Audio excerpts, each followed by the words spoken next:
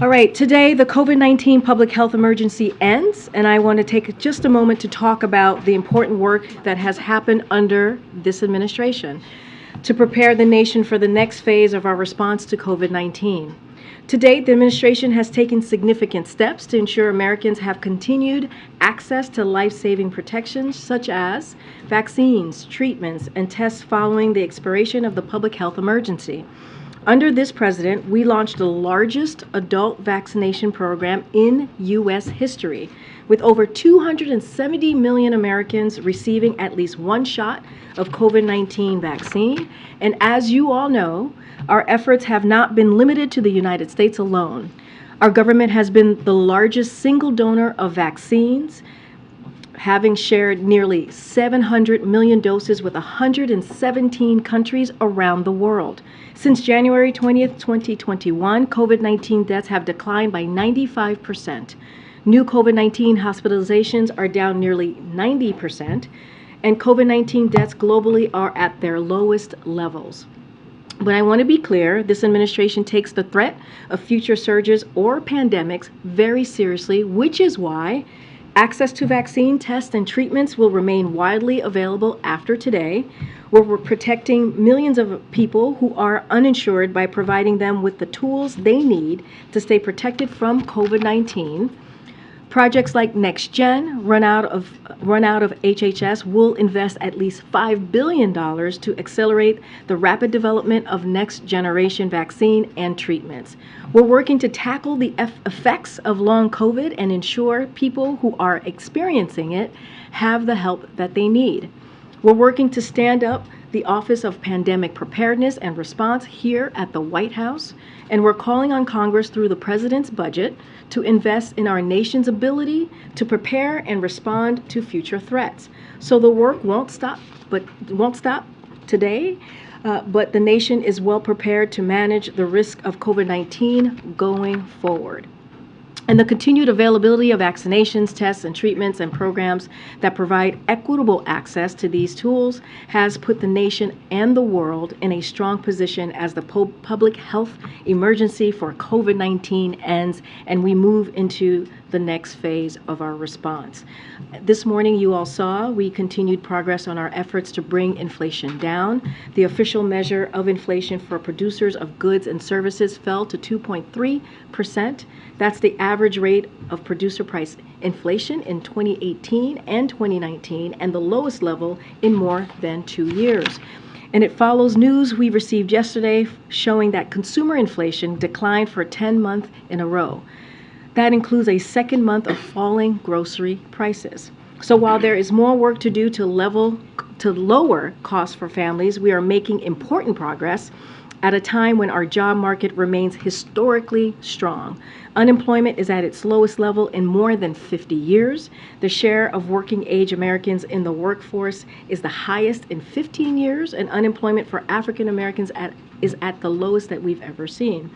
Our historic recovery and falling inflation is thanks to, in part, because of the president's work and what he's done over the last 2 years, including lowering costs for prescription drugs, insulin, energy bills, and gas. With that, thank you for your time. I'd like to introduce, as we have promised, Secretary of Homeland Security, Alejandro Mayorkas, to provide you all with the update on our robust work underway as Title 42 lifts later today. Secretary, the podium is yours. Thank you very much, Karine, and good afternoon. Tonight at 11:59 p.m. Eastern Time, the pandemic-era Title 42 public health order will end. Starting at midnight, people who arrive at our southern border will be subject to our immigration enforcement authorities under Title 8 of the United States Code. Here is what that means. If anyone arrives at our southern border after midnight tonight, they will be presumed ineligible for asylum and subject to steeper consequences for unlawful entry, including a minimum 5-year ban on re-entry and potential criminal prosecution. The transition to Title 8 processing will be swift and immediate. We have surged 24,000 Border Patrol agents and officers, thousands of troops, contractors, and over 1,000 asylum officers and judges to see this through. We are clear-eyed about the challenges we are likely to face in the days and weeks ahead, and we are ready to meet them. We expected to see large numbers of encounters initially. We are already seeing high numbers of encounters in certain sectors. This places an incredible strain on our personnel, our facilities, and our communities with whom we partner closely. We prepared for this moment for almost 2 years, and our plan will deliver results. It will take time for those results to be fully realized, and it is essential that we all take this into account.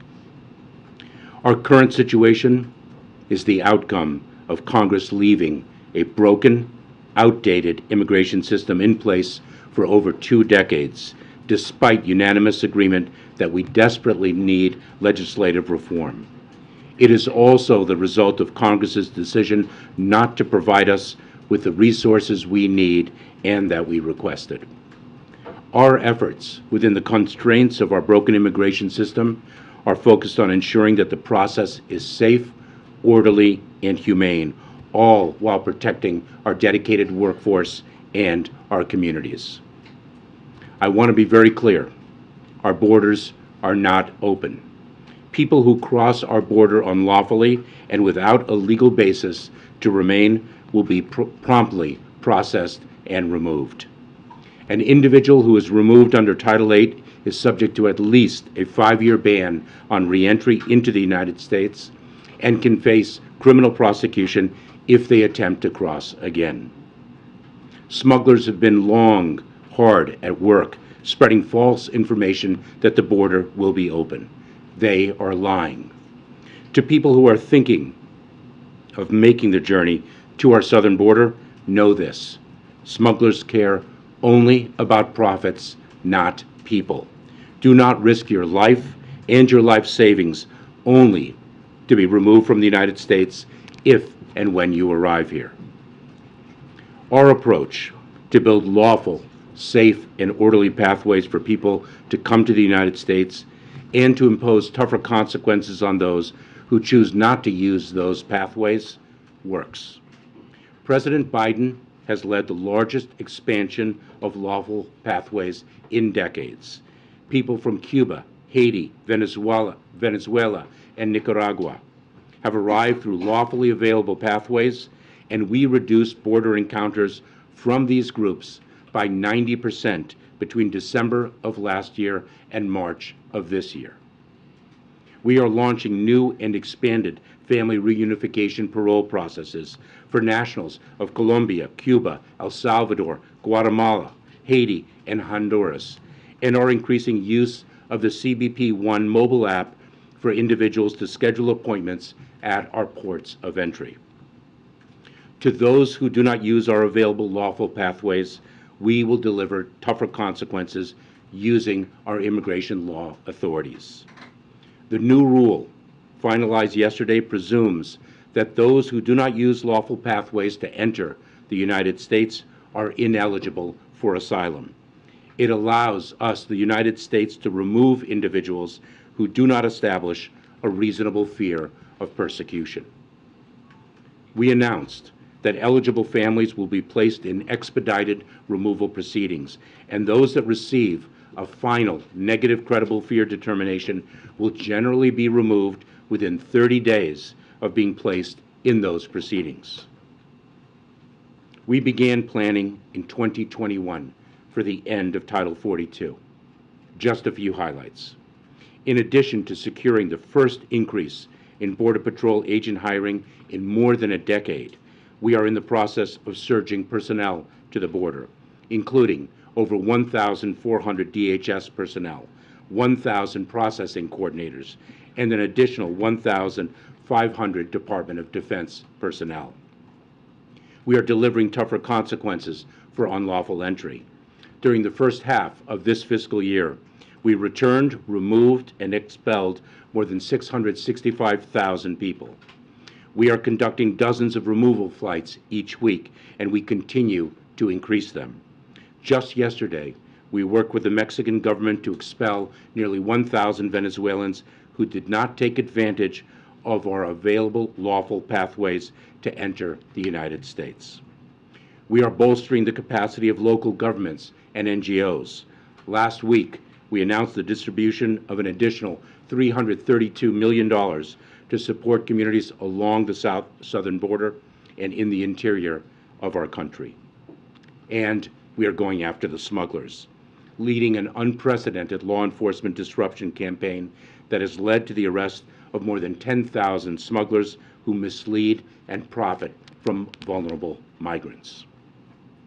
The United States is also working closely with regional partners to impose stiffer consequences at our border, expand lawful pathways for orderly migration, and coordinate enforcement efforts.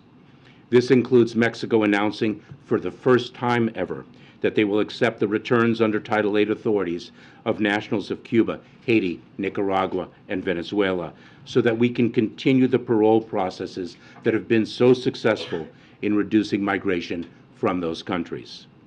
It includes working with Colombia and Panama to launch a historic anti-smuggling campaign in the Darien to target criminal networks that prey on migrants. And it includes dramatically scaling up the number of removal flights we can operate to countries throughout the hemisphere, including Colombia, Peru, and Ecuador.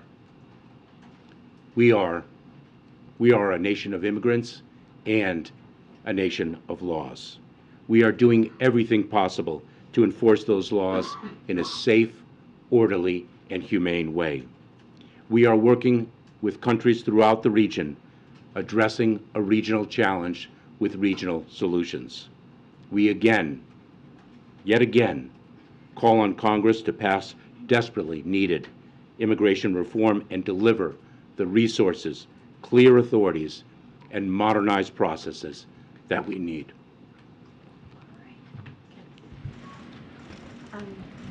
Okay, so just make sure. Hi, I'm Karine Jean-Pierre. How you doing? Good afternoon. I have two questions. One is, how do you decide which nationalities are going to be able to use the legal pathways, for example, with the Venezuelans and the Haitians and Nicaraguans? How did you decide who is allowed to avail themselves of legal pathways and who isn't on that particular track? For the parole programs? Yeah. Yes. So what we did is we met the need with the parole programs. That was the demographic that was causing us the greatest challenge at our southern border, and we tailored our parole processes accordingly. So is it possible that those nationalities could shift as you see shifting nationalities at the border? So we have shifted our programs according to the needs that we need to meet. So you'll recall perhaps that in November we developed the parole process for Venezuelans. That was then the most significant challenge. We pivoted in January to not only expand the program for Venezuelans, but also expand it for Cubans, Haitians, and Nicaraguans. So we will meet the moment. And then on overcrowding, if the Border Patrol facilities are overcrowded and some migrants have to be released, does that send the very message you're trying to avoid, which is that people will be released into the interior? So I have to say two things in response. Number one, we cannot overstate the extraordinary talent and heroism of the United States Border Patrol and the personnel of the Department of Homeland Security that are managing through an extraordinary challenge and doing so successfully, number one. Number two, it is very important to understand that the great majority of people will be removed if they do not qualify for relief under the laws of the United States. Thank you very much, Secretary Mayorkas. You talked about all the personnel that you're surging to the border. You didn't mention FEMA personnel, and the mayors and county judges in border towns that we've spoken to say that what they really need is not just FEMA dollars, but FEMA personnel themselves to house and feed these migrants as your department releases them. Why not send FEMA personnel to the border the way you would in any other emergency? Well, the deployment of FEMA personnel is specific to a particular type of emergency, an emergent event. This is an ongoing challenge that, quite frankly, has vexed this country for decades because this country has been unable Congress has been unable to pass immigration reform that everyone agrees and understands is desperately needed. We are working with an immigration system that was last reformed in the 1990s. Migration has changed dramatically since then, and we need our laws updated. So are you saying that basically your hands are tied and you can't send FEMA personnel even if you wanted to? No, I'm not saying that at all. And as a matter of fact, our FEMA personnel are coordinating with local communities and cities across the country to provide them with the information they need. And FEMA is going to be playing a pivotal role in our shelter and services program that is poised to distribute $363 million to cities and communities in need of funding. I'm wondering about your communications with foreign countries. Have you had conversations in the last couple days or so with any foreign government officials ahead of this lifting? So I should take a step back and say, when I speak of the fact that it is a regional challenge for which regional solutions are needed, let me put a finer point on that. There are approximately 20 million displaced people throughout our hemisphere. The challenge that we are encountering at our southern border is by no means unique to the southern border of the United States. And I have learned that powerfully, not only through the information and analysis that we undertake in the United States government, but in our conversations with our foreign partners. Just this week, I spoke with the Foreign Secretary of Panama.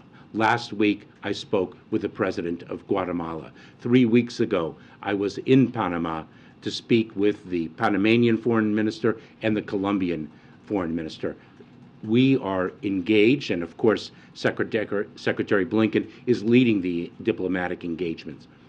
Diplomacy is a key pillar of our effort.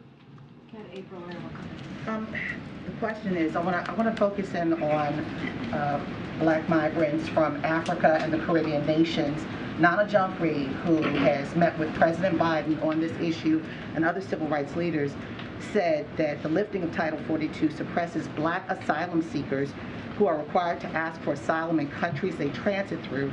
Many of those countries are too dangerous for Black migrants to request asylum. And she gives the example of the African Americans who traveled to Mexico. Some were killed. They were thought to be Haitian migrants.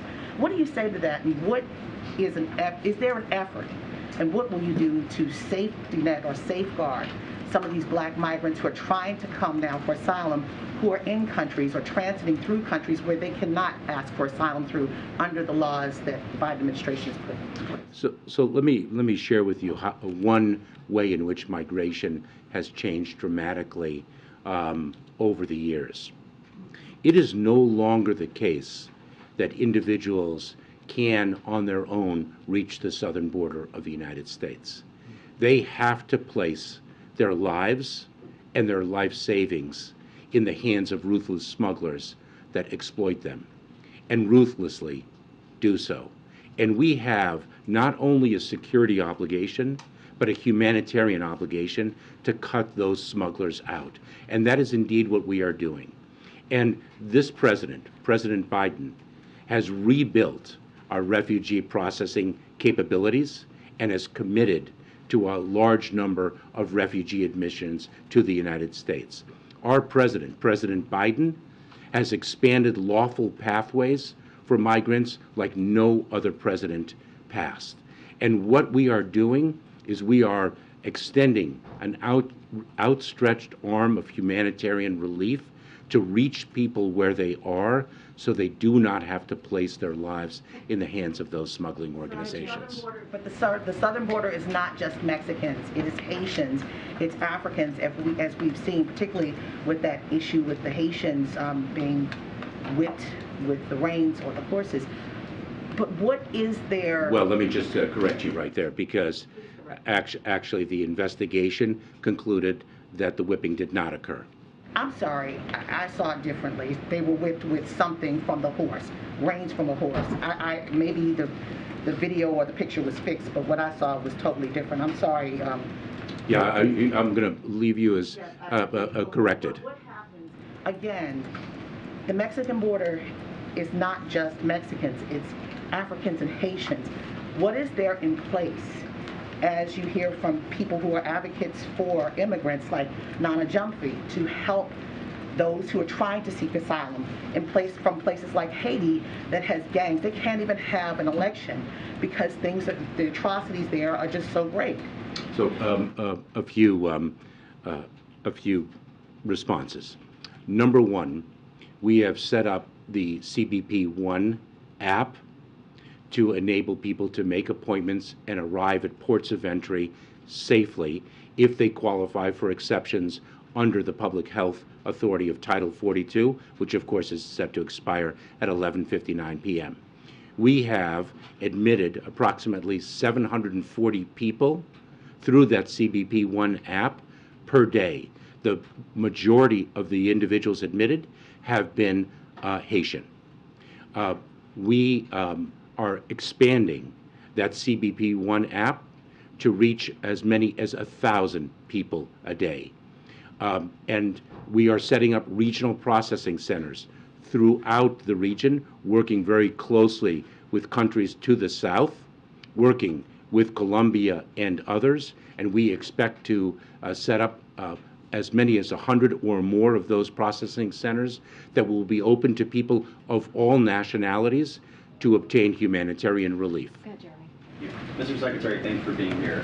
The President said this week that the situation on the southern border is going to be chaotic for a while. Given the fact that you've had nearly 2 years to prepare for this moment, how can chaos be the expectation? Well, I have said for months and months that the challenge at the border is and is going to be very difficult. And we have spoken repeatedly about the fact that that difficulty may actually only increase at this time of transition. It is going to take a period of time for our approach to actually gain traction and show results. And I've been very clear about that. The fundamental reason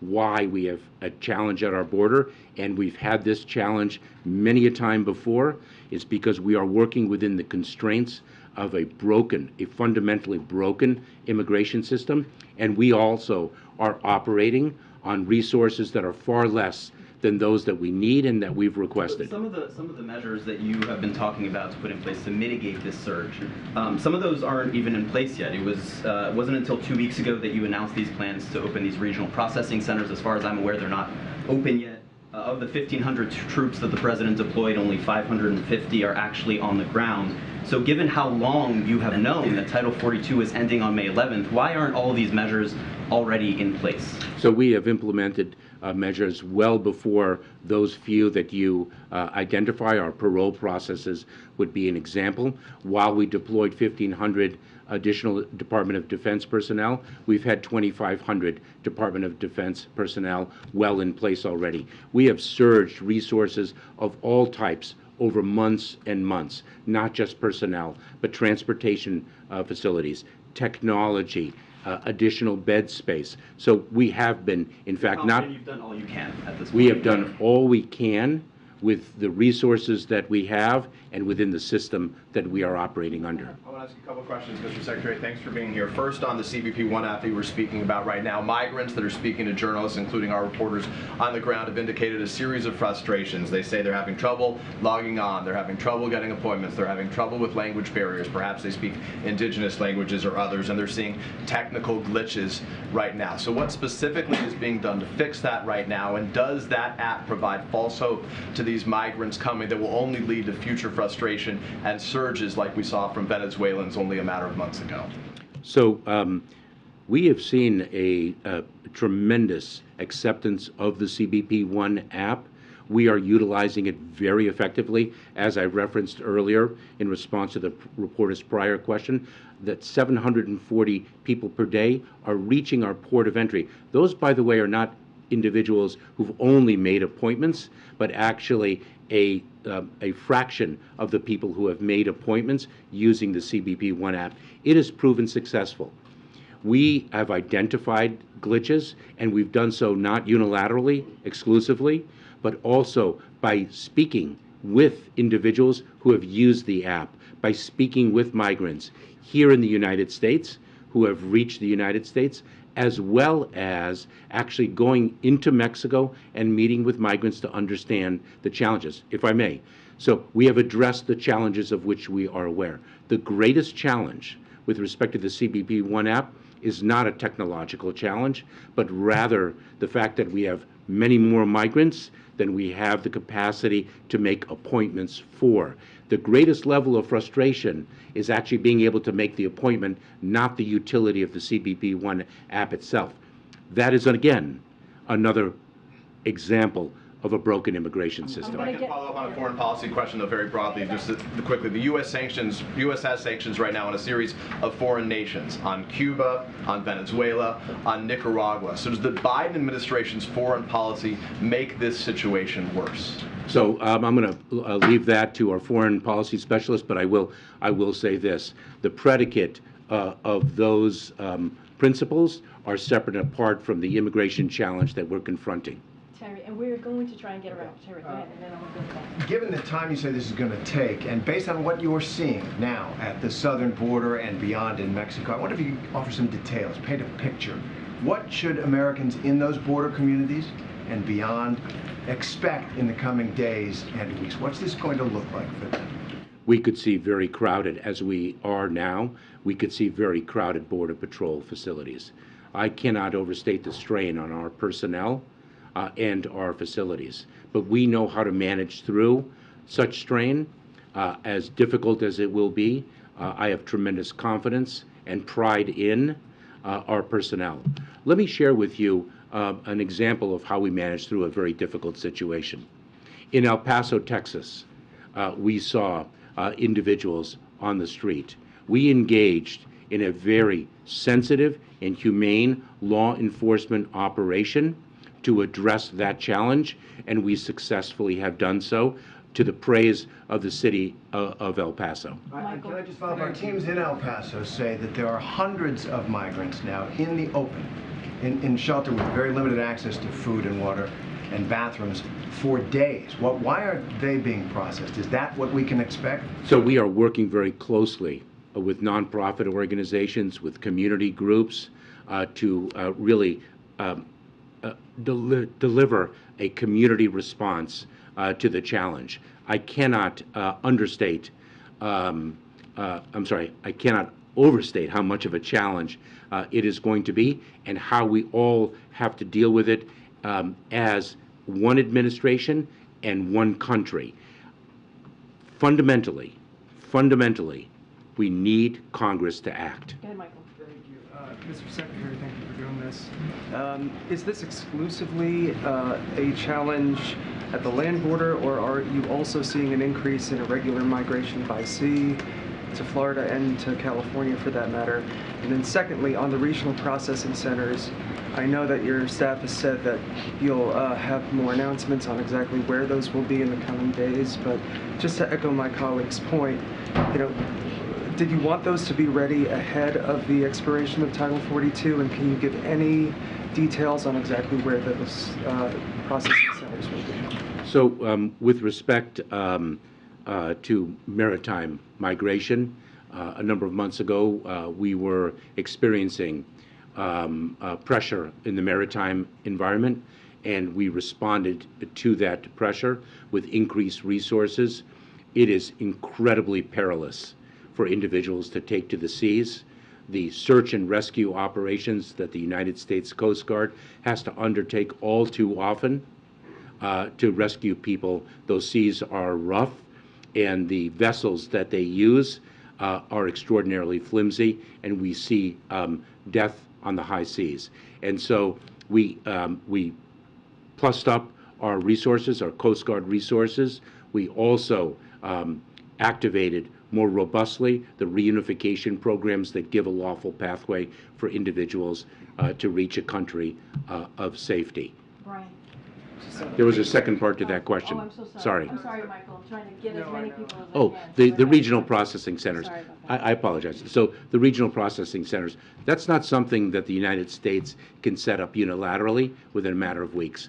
This is a subject that requires a diplomacy. We rely on our foreign partners, and it takes a great deal of partnering not only with the partners themselves, but also with the international organizations that are part of the fabric of international humanitarian relief.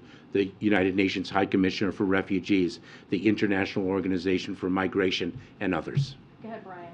Thank you, Mr. Secretary. A bus of migrants from Texas arrived in front of the Vice President's office this morning, Vice President's house this morning.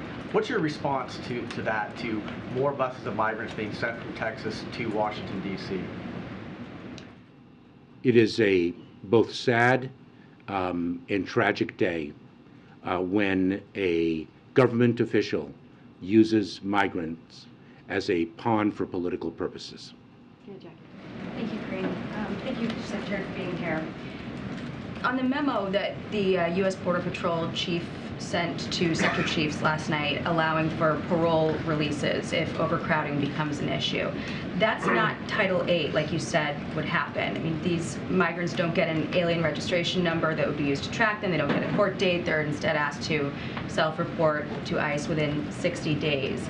You said at the beginning that you've prepared for this moment for almost 2 years. So why is part of that plan an honor system?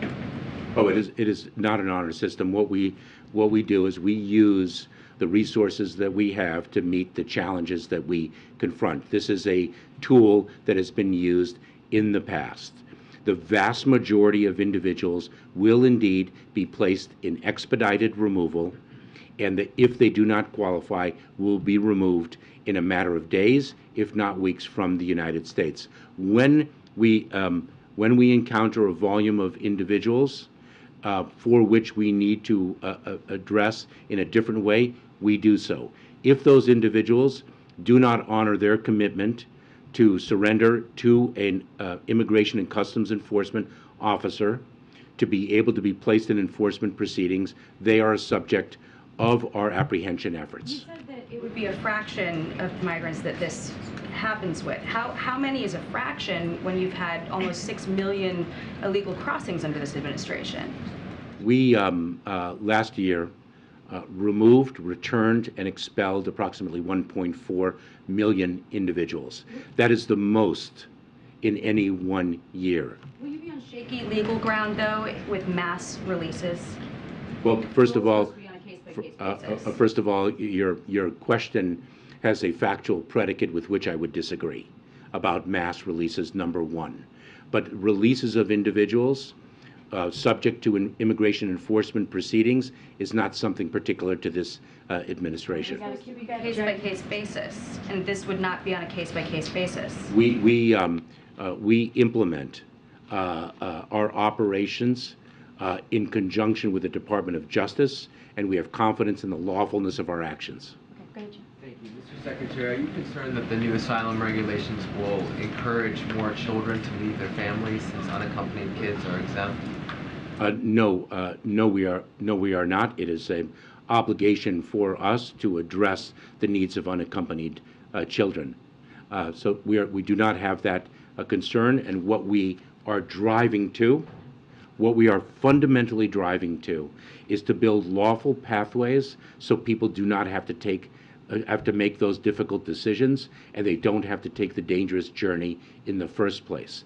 And we are expanding lawful pathways to an unprecedented degree under the President's leadership. Mr. Secretary, just one more. What is your assessment of Mexico's enforcement of the border?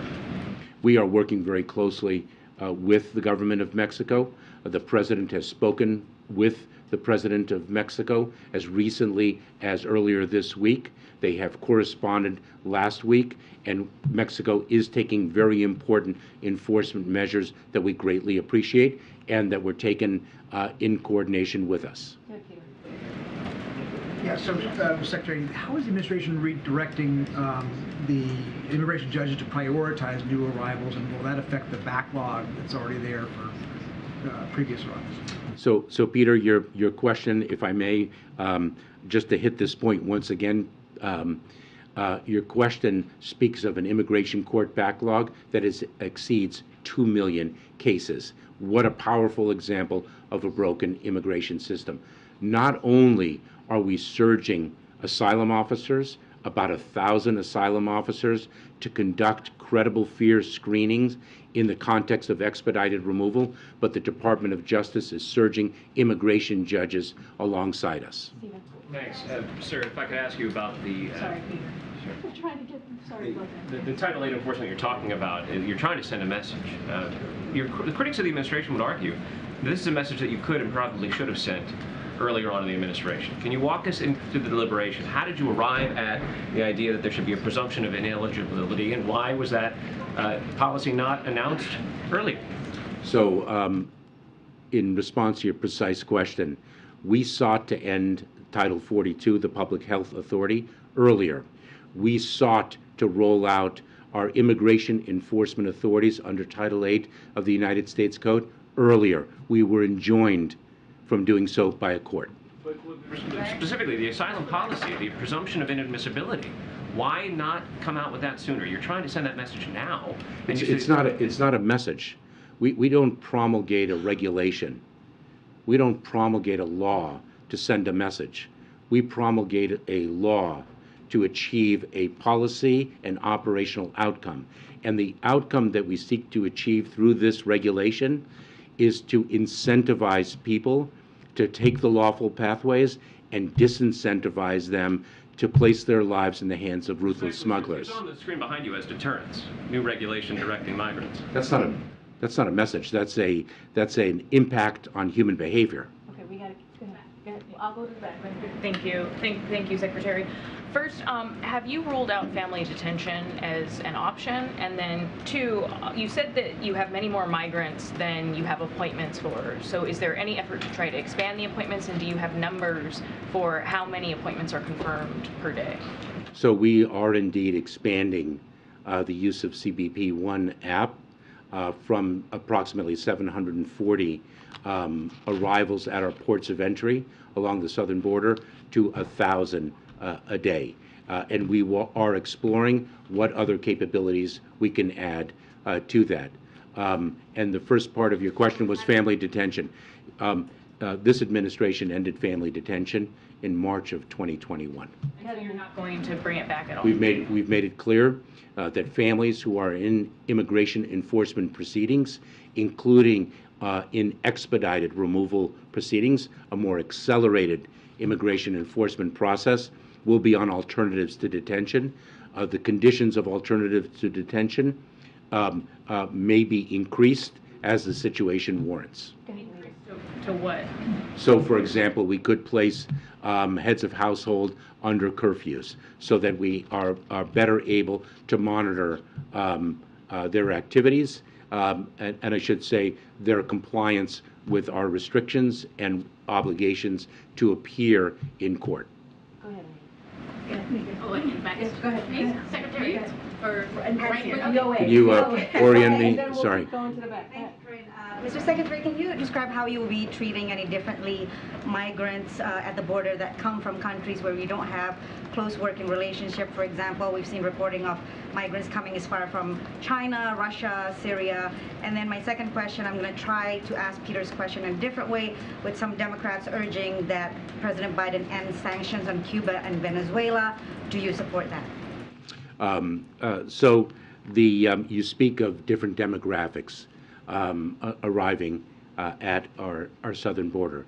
This speaks to the fact that the challenge of migration is not exclusive to the southern border and is, in fact, not exclusive to the Western Hemisphere.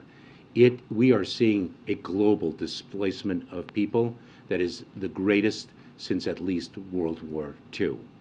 The challenge of encountering individuals from countries that are to which it's not easy to remove people has been a long-standing challenge that our immigration laws have run into. So what do you do with those people actually now? Like people who are coming from Russia and China and so on. What do you do with them? So we place them in immigration enforcement proceedings, and if they make a claim for relief, we adjudicate those claims. And if, in fact, those claims are granted, then they have, under our laws, a basis on which to stay in the United States. If they do not, then we work with foreign governments to address the enforcement actions that we think are appropriate. Way in the back. For ending sanctions, sir? That is a little bit outside the remit of today's discussion. Way in the back. Secretary, thank you. So you're talking about Congress needing to act on this. Any reaction to the immigration package that House Republicans are looking to vote on today? And second question on the processing centers, was it a mistake to not have them ready to prevent a surge? Can you repeat the second part of that question? And I would say the President Biden, presented Congress with a legislative package on day one of this administration, now about 28 months ago. And we are hopeful that sensible and needed legislative reform will be passed by Congress, and we do not concur with the bill that was presented today. So on the processing center specifically, though, was it a mistake to not have them ready in time to prevent a surge? As I have said, the development of those processing centers is a complex undertaking that requires the work of our foreign partners, international organizations, and the like, and we've moved very swiftly. Thank you, Karine. Thank you, Secretary. Republicans repeatedly seek to paint the administration as being unable to secure the border. I wanted to ask, do you see this as a test? Does the administration see this as a test, or possibly an opportunity to show the American people that the administration does have the ability to manage the border under difficult circumstances? We view this as a challenge that we will meet. May I also ask, in regards to the overcrowding and some of these difficult conditions, how long are we talking that this chaoticness will be? Are we talking weeks, months, years before things take traction and you get more of a handle on it? We are working as hard as we can to make sure that that time it takes is as little as possible. Let me say an additional thing in response to your first question. This is a challenge, and we're going to meet this challenge. We're going to meet it within a broken immigration system while adhering to our values. Yes, thank you, Mr. Secretary. Last year, there were some estimates from DHS officials putting the highest level of migrants coming across the border each day at about 18,000 if Title 42 is revoked. Is that still the estimate, or do you have a clearer number of what you're anticipating? So let me clarify the number that to which you refer. Those weren't predictions. It is our responsibility in the Department of Homeland Security and across the administration to plan for different scenarios. That's what we do. And so what we developed was, in fact, different scenarios to which we plan. And so we have done so, and we continue to do so. And then, you've talked about this being a challenging transition period, but how long do you expect a potential surge to last? Are we talking weeks, months, longer? We have confidence in the approach that we are taking, which is to really present lawful pathways for individuals to take advantage of and to disincentivize individuals from really placing their lives in the hands of smugglers. And let me share with you that the parole processes that we announced and implemented on January 5th for Cubans, Haitians, Nicaraguans, and Venezuelans are a proof point of the success of our approach. We saw a tremendous demand to access those lawful pathways, and we saw over a 90% drop in the number of encounters of individuals from those 4 countries at our southern border, and we saw that very, very quickly. Okay, a couple more. Go ahead, Phil. Republicans have challenged you on this point on Capitol Hill, and I wanted to give you an opportunity to respond. They point to Border Patrol's own numbers, which show that going back to October of last year, there were more than 1 million apprehensions, but then there were also more than 530,000 gotaways. That's roughly the size of the population of the city of Baltimore. How can you say that the border is not open? So we removed, returned, and expelled 1.4 million people last year. Ask those 1.4 million people if they think the border is open. Our apprehension rate at the border is consistent with the apprehension rate in prior years. And then in El Paso, they've declared Thanks a to state the of emergency. extraordinary work of the United States Border Patrol. Thank you. And in El Paso, they've declared a state of emergency, but we've also seen this in other cities like New York and Chicago. I'm wondering, while so much of the focus is on the southern border itself, can you tell us more about the steps that DHS is taking to support those cities elsewhere, as this surge affects not just that geography, but other cities and states across the country? I would say a number of things. Number one, we're grateful to Leader Schumer and Congress for the Emergency Food and Shelter Program funding in the omnibus this past December of $800 million. That's a significant increase over the prior year's funding of $150 million. We're working very closely with cities and communities along the border and in the interior of the United States. We need the system fixed. Thank you, Mr. Secretary. Back to the question of mass releases. I know you've pushed back against that, but the Florida Attorney General has filed a lawsuit against you, alleging that you are about to conduct a policy of mass releases with the news that was released yesterday. What's your response to that, and more broadly, what's your message to the judicial branch, who is playing a role in this process as well? Well, I don't send messages to the judicial branch. The judges make the decisions that they believe are warranted under the facts and laws before them. But I will say this: it is interesting to see some of the tools that we employ that are successful or operationally needed to be challenged in the courts. So, for example, the parole process that we announced and implemented on January 5th for Cubans, Haitians, Nicaraguans, and Venezuelans. Immediately, that demonstrated a reduction in the number of those individuals arriving at our southern border of over 95%, and yet it's been challenged in a court. And so our parole authority, when we use it to release a fraction of the people whom we encounter, and that is challenged, I question the motives of the plaintiffs. Thanks, Karine. Following up on the emergency food and shelter program that you just mentioned, groups in El Paso that are helping to feed and house this influx of migrants, they say this program has a problem in that the funding can only be used to help migrants who have encountered DHS and been processed.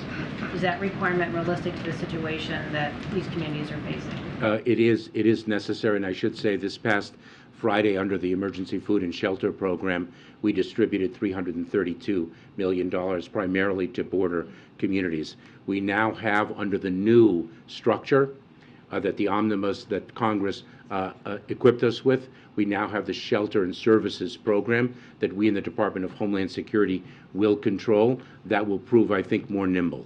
And we, I think, have 363... That same restriction that it has to be, can only be used for migrants who have been processed. So what about those who have not been processed? Is there no way to help with addressing the humanitarian need there? So just to finish my thought, I think we have about $363 million to distribute through the Shelter and Services Program, and I believe that non-governmental organizations in the cities address the needs of individuals who have not been processed. All right, Brimo, go ahead. Thank you so much, Karine. You can If you could raise your hand so I can orient visually. Thank you Yeah, thank you. Karine, Mr. Secretary. So they were saying here that Republicans have changed the administration on the border, but at the same time, some Democrats are saying that President Biden broke his promise of having a more humane immigration system, and that he's finishing Trump's job. So I ask you, how is it more humane to expel people and penalize them, people who are fleeing violence, poverty? You were just saying that the number of deportation was the highest last year of any year. So let me just, the words have legal significance. So an expulsion is what happens under the Public Health Authority of Title 42. We sought to end the application of Title 42 some time ago. This administration stands markedly different than the prior administration. Markedly different. We have, in fact, a family reunification task force that has now reunified, I think, more than 700 families that were cruelly separated. We have, by the prior administration, we have rescinded the public charge rule that punishes individuals who've migrated to the United States just for accessing public resources to which they are entitled. We have granted temporary protected status to quite a number of countries. This president has led the unprecedented expansion of lawful pathways. We stand markedly different than the prior administration. We do not resemble it at all. What we do, and by the way, we have rebuilt an asylum system that was dismantled in the prior administration. We have resumed refugee processing all around the world, and these regional processing centers are going to accelerate the, pardon me, the refugee process in an unprecedented way. We are a nation of immigrants, and we are a nation of laws. And those laws provide that if one qualifies for humanitarian relief, then one has established a basis to remain in the United States. And if one has not, then one is to be removed. And that is exactly what is going to happen. All right, Ed. We gotta go. We're you talked about cost. What's the rough cost to American taxpayers since the roughly 4 million people have come into this country illegally since January of 2021, as those people show up at community hospitals, as they enter the school system, as they get other government help? Do you have a taxpayer cost? Let me turn that question around a little bit, because I'm going to turn it around to match the question that an international partner asked of me. And the question that the international partner asked of me is, what is the economic cost of your broken immigration system? Since there are businesses around this country that are desperate for workers, there are desperate workers looking for jobs, desperate workers in foreign countries that are looking for jobs in the United States where they can earn money lawfully and send much needed remittances back home. What is the cost of a broken immigration system? That is the question that I am asked, and that is the question that I pose to Congress, because it is extraordinary. But do you have a cost that the taxpayers are paying now? I believe I have addressed your question. Final two.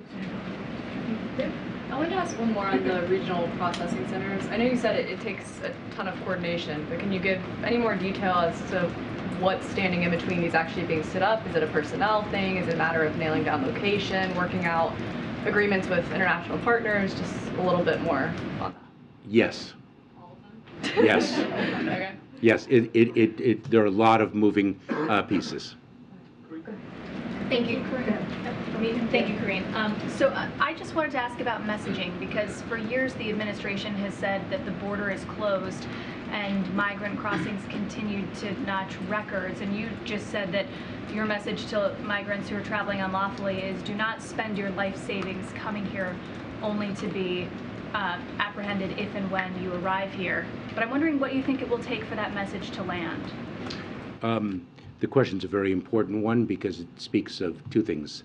One is, of course, the efforts we make, but the second is a phenomenon that we are confronting, and that is the smuggling organizations that spread disinformation to vulnerable migrants. They lie to migrants, and as a matter of fact, when I was in Panama, speaking to my counterpart, the foreign secretary in Panama, and the Minister of Security, they were speaking of the fact that smugglers in that region of the world, before the migrants enter the Darien, an incredibly treacherous terrain, they are deceived into thinking that they are going to be on a 2-day tour. And so the smuggling organizations prey on the vulnerability of migrants and exploit that vulnerability solely for profit. We are communicating to migrants in country to communicate the truth, the dangers of the journey, the exploitation of the smugglers. And just yesterday we announced an extraordinary digital campaign to amplify that messaging, which is so vital. Final question right there. I was wondering if you could put some specifics on this plan. Let's say Border Patrol catches 10,000 migrants tomorrow. Of those, how many are going to be detained? How many will be caught and released, and how many will be removed and returned within 72 hours? So let me share with you that we have already encountered 10,000 individuals in a single day. So we already have proven that we can manage through that. We have surged resources, not just the Department of Homeland Security, but the Department of Justice, in bringing immigration judges to work alongside asylum officers to address the expedited removal process. We have surged the resources that we have, given the resources that we have been given by Congress, which is less than what we need and less than what we requested, to meet the challenge to the best of our abilities. Thank you, sir. Appreciate it. Thank you very much, Karine. Thank you all. Thank you. Appreciate it. Thank you. Are you going to the border anytime soon? So, guys, we are way over time. So even our amazing cleaning crew has come in a couple times. So I can take a couple of questions, but we really have to wrap up. We've been going for almost, I think, about an hour, if not close. Okay. Yeah. It has to be somebody I haven't called on yet. Wait, the way in the back, right there. Thank you so much. New Hampshire's Michael Delaney was not among the stalled nominees the Judiciary Committee voted on today, with Senator Dianne Feinstein back in Washington.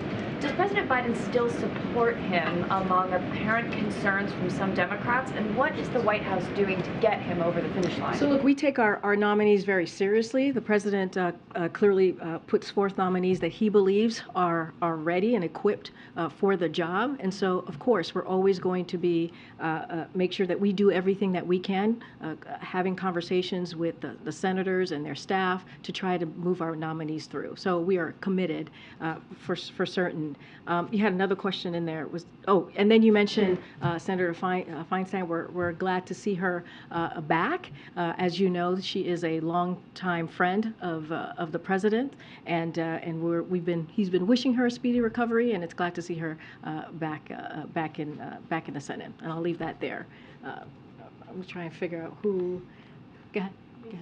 Has the president reached out to Senator Manchin after he said he'll vote against the EPA nominees, or what's the plan to get these nominees through if not? So look, I don't have anything more to say than what I shared yesterday on Senator Manchin's comments. Look, Senator Manchin is a friend. We've been able to do really move forward some historic pieces of legislation with Senator Manchin, including the Inflation Reduction Act and other bipartisan infrastructure bills and law now and other pieces of legislation. So we are going to continue to have conversations with them. We're going to continue to have a good relationship. I just don't have anything more than what I shared yesterday.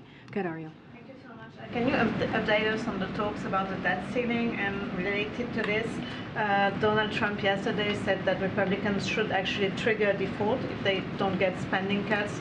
Does that make a default more likely?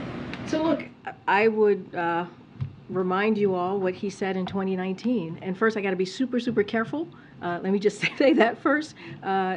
We respect the rule of law. He is we know, presidential candidate. But what I will say more broadly and focus on what he said in 2019, how paraphrasing here, how defaulting is not something that we should be doing.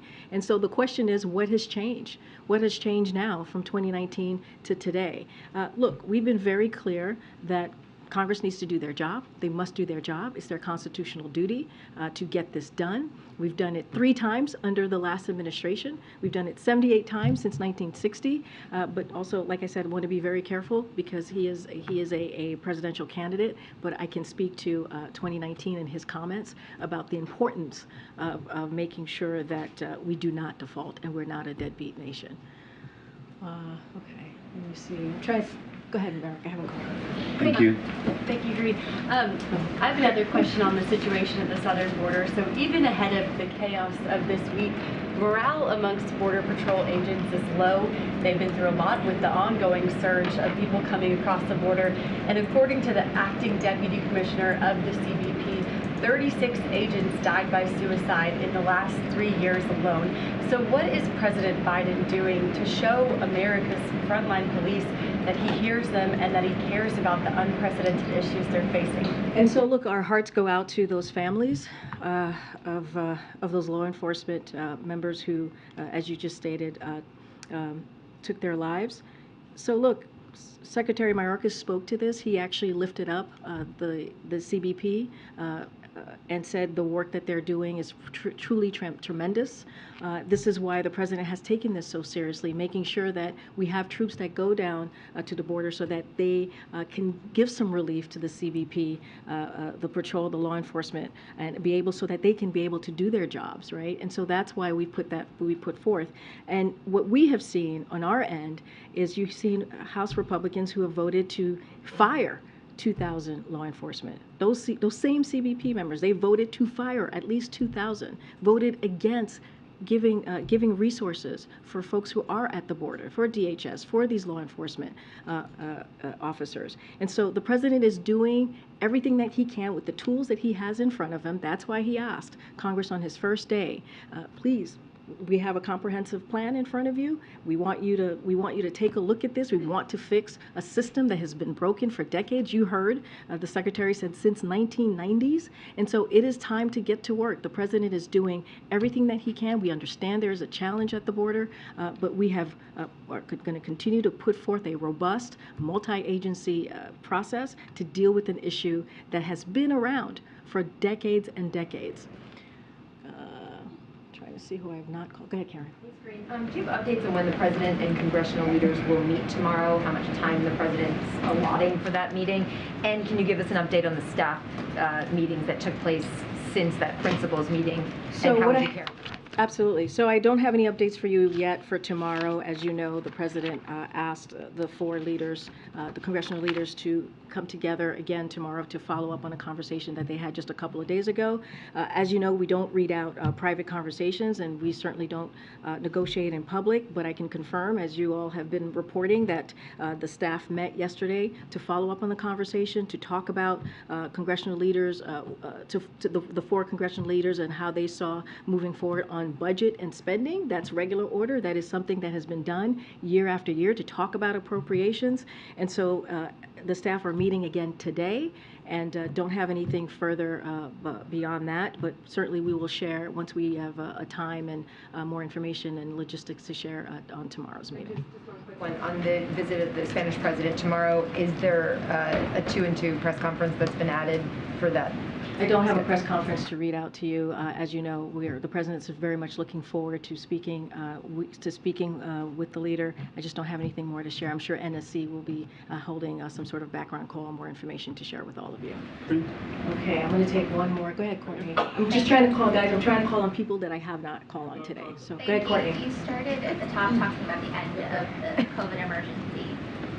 Have you, at this point, or has the president put in place a plan for the White House pandemic team? I know you don't have a pandemic preparedness office up yet.